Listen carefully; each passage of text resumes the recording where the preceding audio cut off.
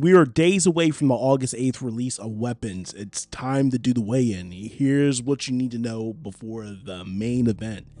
Weapons hits theaters August 8th. The runtime is 2 hours and 8 minutes, and the film is produced by New Line Cinema, a studio with a strong track record of producing horror classics.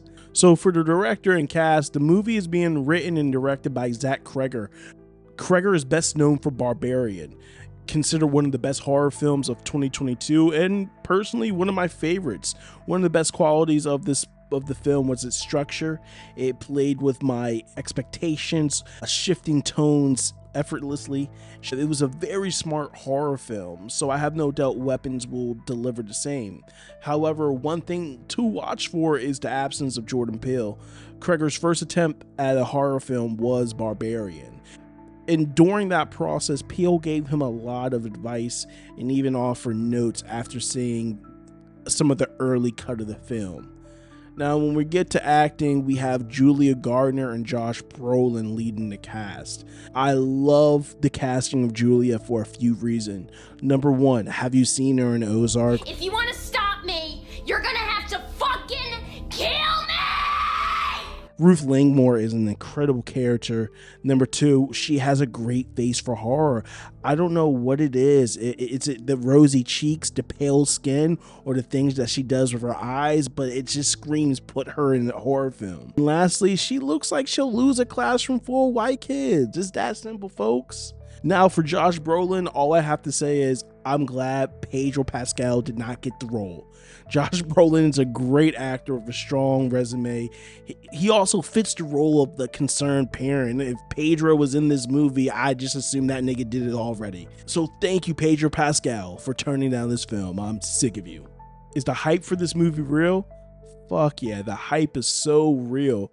Listen, allegedly, Jordan Peele fired his manager after losing a bidding war over the film.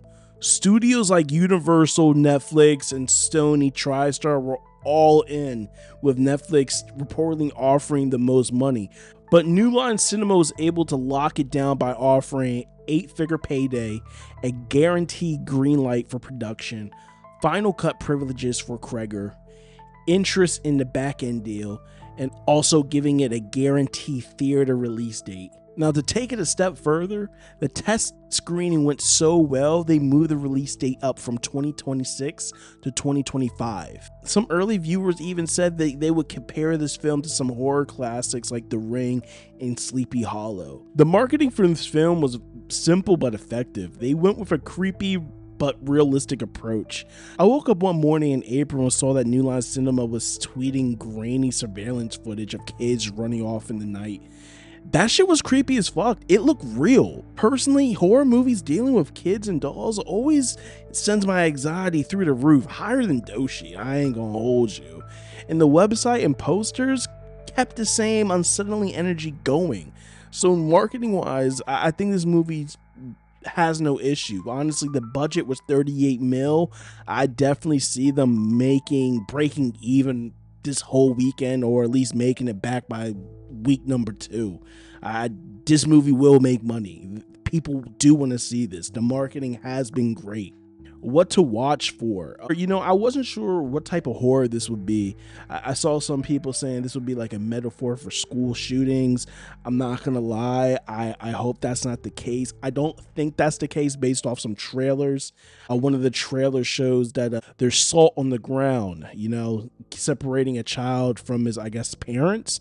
And the only time I've seen salt in the movie was Skeleton Key.